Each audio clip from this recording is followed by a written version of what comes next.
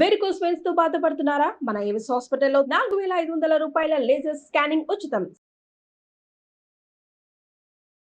నమస్కారం. కార్తీక పురాణం 12 రోజు పారాయణలోకి వచ్చాం. అయితే ఈ రోజున కార్తీక శుద్ధ ద్వాదశి, క్షీరాబ్ది ద్వాదశిగా చెప్పబడుతుంది. ఆదివారం నాడు వచ్చింది. అయితే ఈ ద్వాదశి నాడు పారణ చేయడం, ముందు రోజు ఏకాదశి నాడు మనం ఉపవాసం ఉంటే పూర్తిగా, ద్వాదశి నాడు ఉదయమే ద్వాదశ ఘడియలు దాటకుండా చక్కగా వంట చేసుకుని పూజా విధానం జరుపుకుని, కుదిరితే ఎవరైనా బ్రాహ్మణులకి ఎవరికైనా మన స్వయం పాకం లాంటిది ఇవ్వటము, లేదా ఎవరినైనా ఇంటికి పిలిచి భోజనం పెట్టే అవకాశం ఉంటే ఆ ఏర్పాటు కూడా చేసుకోవచ్చు. ఈ రోజున తులసి ధాత్రి కళ్యాణం అని విశేషంగా చేసుకుంటాం. తులసి చెట్టుకి, ఉసిరి చెట్టుకి కళ్యాణం చేసి మనం ఇవాళ అంటే ముందు రోజు స్వామివారు నిద్రలేచి ఉన్నారు కదా, వారికి విశేషంగా సేవాకాలం జరుపుకుంటాం. మేము ఈ అవకాశాన్ని బట్టి చేసుకోవచ్చు. దేవాలయానికి దర్శనం చేసుకున్నా కూడా విష్ణువాలయం కానీ శివాలయానికి కానీ వెళ్ళి దర్శనం చేసుకుని సాయంకాలం వేళ ప్రదోషకాలంలో ఒక దీపారాధన చేసి వస్తే అద్భుతమైన ఫలితాన్ని ఇస్తుంది. ఎవరి అవకాశాన్ని బట్టి వాళ్ళు అది వినియోగించుకోవచ్చు. పర్వదినం కాబట్టి. అయితే ఏం చెప్తున్నారో చూడండి. వశిష్ఠ మహాముని చెప్తున్నారు, కార్తీక మాసమందు సోమవార మహాత్మ్యాన్ని చెప్తానన్నారు. సోమవారము అద్భుతమైంది. సోమవారం కంటే శనిత్రయోదశి 100 రెట్లు అధిక ఫలితాన్ని ఇస్తుందట. శనిత్రయోదశి కంటే కార్తీక పౌర్ణమి 1000 రెట్లు ఫలితాన్ని ఇస్తుంది. పూర్ణిమ కంటే శుక్ల పాడ్యమి అంటే మొదటి రోజు 1,00,000 గుణాధిక ఫలితాన్ని ఇస్తుంది. శుక్లపాడ్యమి కంటే కూడా చివరి ఏకాదశి అంటే ఎప్పుడు ఇది కృష్ణ ఏకాదశి వస్తుంది కదా, బహుళ ఏకాదశి అదనమాట. అయితే అంతిమ ఏకాదశి కంటే కార్తీక ద్వాదశి అంటే కార్తీక బహుళ ఏకాదశి. ఇప్పుడు ఇవాళ ఉన్న ద్వాదశి ఎంత విశేషమో దీనికంటే ఇంకా ఎన్నో రెట్లు కార్తీకంలో ఉన్న రెండవ ఏకాదశి ద్వాదశి కూడా విశేషమైనవి.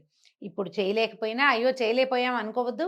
చివరి ఏకాదశి ద్వాదశి కూడా విశేషమైనవనే వశిష్ఠ మహాముని చెప్తున్నారు. మోహం చేతనైనా అంతిమ ఏకాదశి నాడు ఉపవాసం చేసి గీతవాద్య పురాణముల చేత జాగరణమాచరించువాడు సమస్త పాతక ముక్తుడై విష్ణులోకంలో నివసిస్తాడు. మోహం చేత అయినా అంటే ఇది పూజ భక్తి విధానంగా కాకుండా ఎక్కడికో వెళ్ళాం, రాత్రంతా మెలకుగా ఉన్నాం, ఏదో సంగీతం అందులో కొన్ని దేవుడి పాటలు వచ్చినాయి, అట్లా కూడా చేసినా కూడా ప్రయోజనం ఉంటుందట. మర్నాడు పొద్దున భోజనం చేస్తే విశేషమైన ఫలితం వస్తుంది.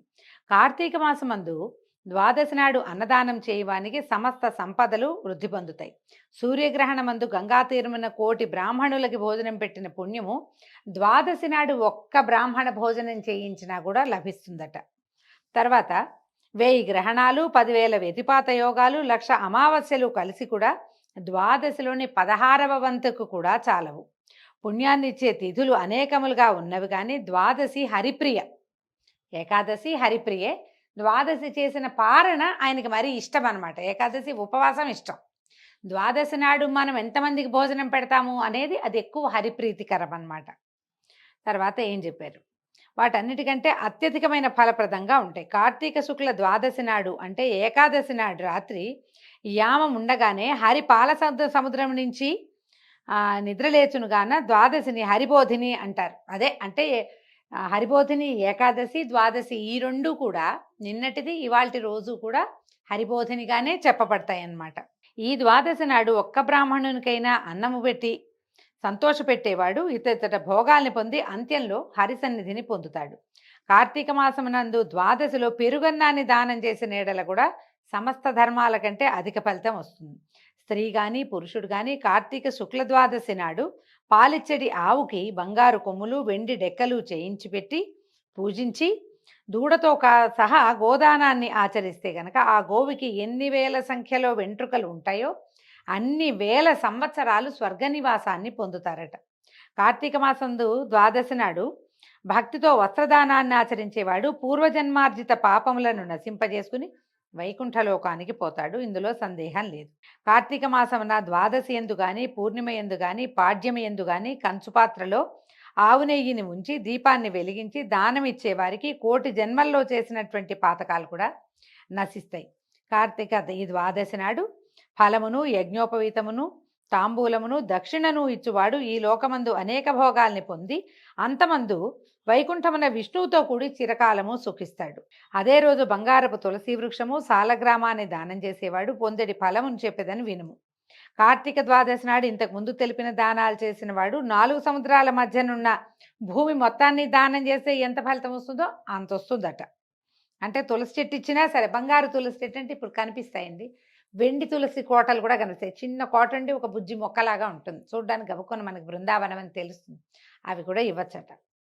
తర్వాత దీని మీద ఒక ప్రత్యేకమైన గాథ ఉంది. గోదావరి తీరంలో దురాచారవంతుడైన ఒక వైశ్య ప్రముఖుడు ఉండేవాడట.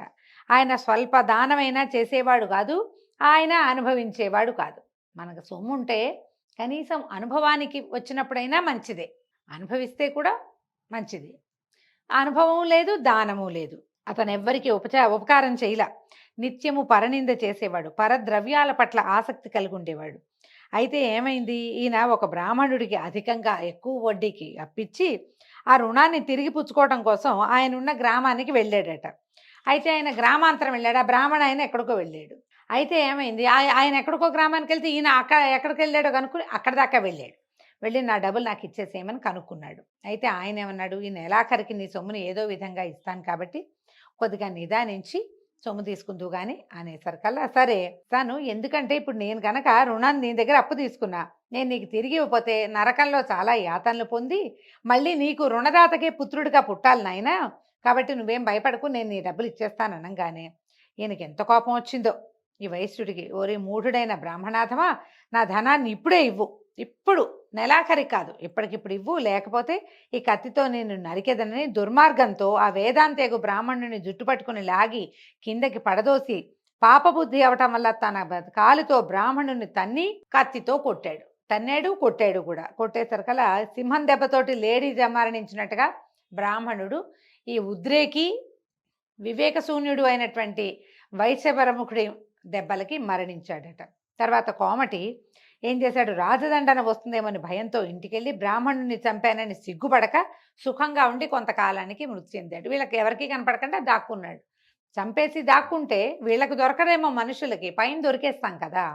అంతలో ఏమైంది, మరణించాక కరాళముఖులు, అమావాస్య నాటి రాత్రి చీకటితో సమానమైన కాంతి కలిగిన వారు, భయంకరులు అయినటువంటి యమదూతలు పాశములను ధరించి వచ్చి ఆ వైశ్యుణ్ణి తమ పాశములతో బంధించి యమలోకానికి తీసుకుపోయి అక్కడ భయంకరమైన రౌరవ నరకమందు యమాజ్ఞ చొప్పున బాధించుచుండరు. ఈ రౌరవంలో ఒక రకమైన పురుగులు ఉంటాయిటండి, అవి విపరీతంగా కుడుతూ ఉంటాయట. యాతనా శరీరమే. మనం ఈ బాడీతోటి ఉన్న దేహంతో ఏం బాధలు పడం, మనలోంచి సూక్ష్మ శరీరం బయటికి వెళ్తుంది, అందులో యాతనామయ శరీరం అంటారు దాన్ని.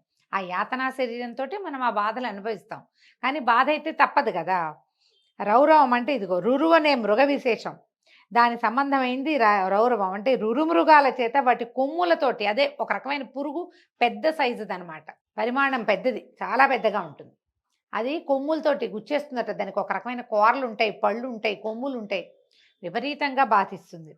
అయితే తర్వాత ఏమైంది, ఈ వైశ్యుని కుమారుడు ధర్మవీరుడు అనేవాడు తండ్రి పోయిన తర్వాత ఆయన సంపాదించిన ధనంతో నూతులు తవ్వించాడు, తోటలు వేయించాడు, చెరువులు తవ్వించాడు, చిన్న చిన్న నదులకు వంతెనలు కట్టాడు, ఉపనయనాలు వివాహాలు కూడా చేయించి యజ్ఞాలు చేయిస్తూ నిత్యం బ్రాహ్మణులకి అన్నదానం చేస్తూ తండ్రి సంపాదించిన అంత డబ్బుని అన్ని జాతుల వారికి, ఆకలి కలిగిన వారికి అన్నం పెడుతూ నిత్యము ధర్మపరుడుగా ఉన్నాడు.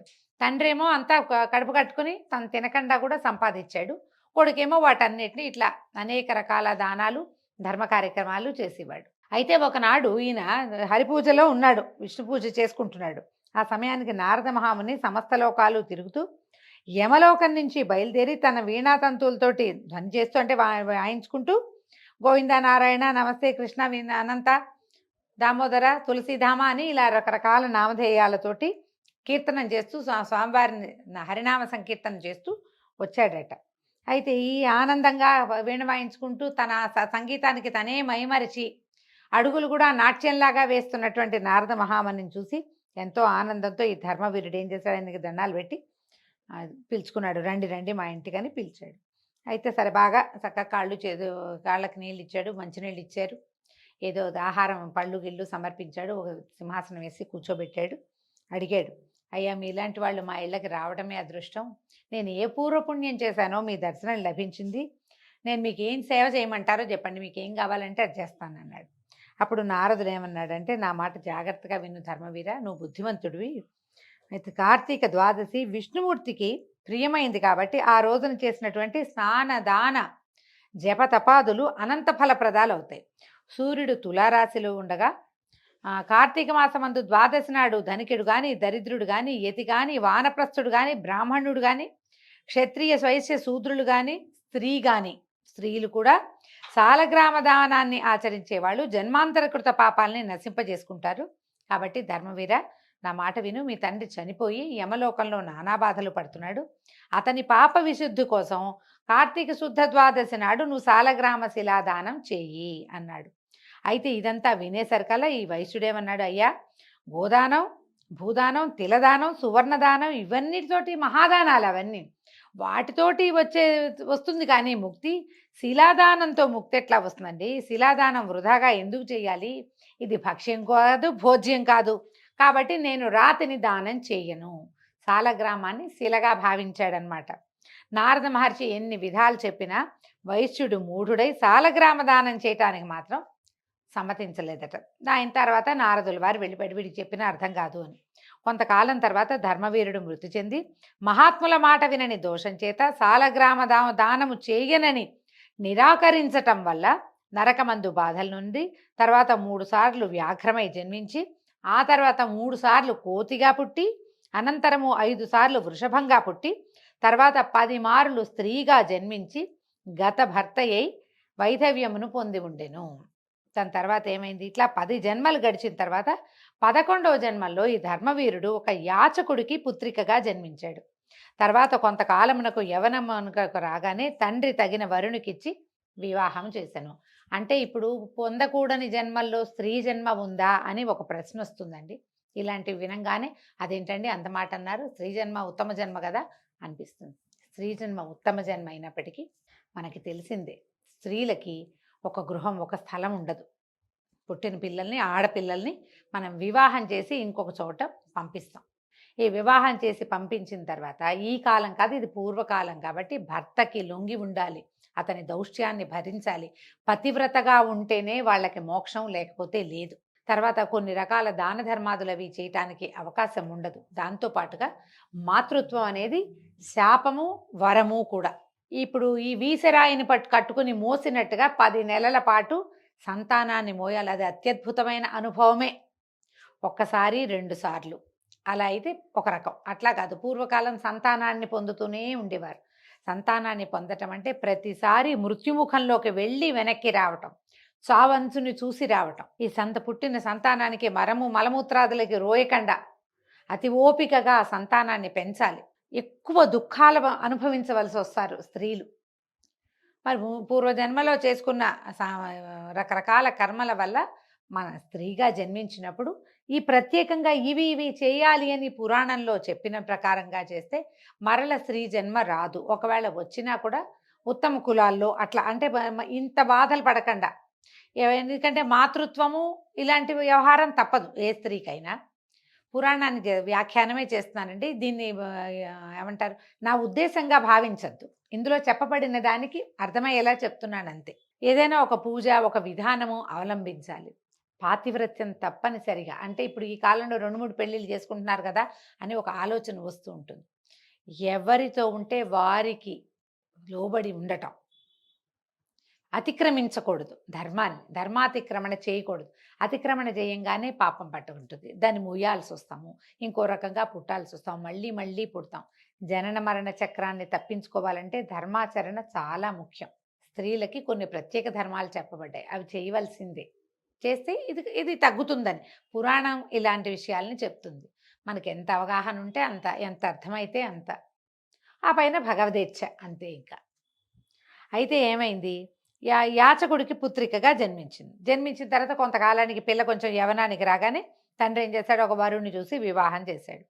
తర్వాత ఏమైంది, ఈ వివాహంలో ఇట్లా పెళ్ళయింది, ఆ అల్లుడు కాస్త మరణించేసరికల్లా మృతి నొందిన అల్లుని బంధువులందరూ వచ్చి చూశారు. అయ్యో, ఇంత చిన్నపిల్ల, దీనికి అప్పుడే వైధవ్యం వచ్చిందే, ఏమిట్రా అంటే ఈ యాచకుడు యాచన చేసుకునేవాడే కానీ ఆయనకి మంచి అనుష్ఠానపరుడు. అతను ఆయన దివ్య దృష్టితోటి చూసి చిన్నదాని బాలవైధవ్యానికి కారణం తెలుసుకుని బంధువులందరికీ ఈ పుత్రిక యొక్క పాపపుణ్యాల విచారణ అంతా చెప్పాడు.